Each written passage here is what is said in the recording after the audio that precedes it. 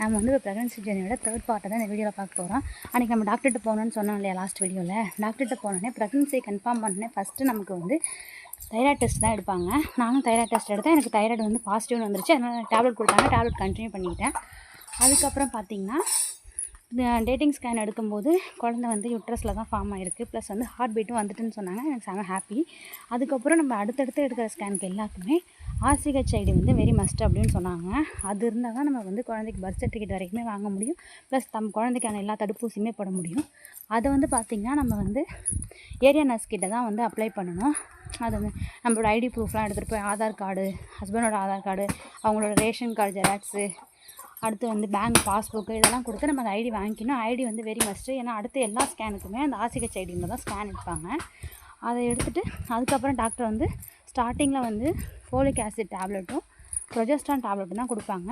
அதுக்கப்புறம் போக போக நமக்கு என்னென்ன கொடுப்பாங்க அப்படிங்கிறத நான் அடுத்தடுத்த வீடியோவில் உங்களுக்கு சொல்கிறேன். ஓகே, டாட்டா, பாய்.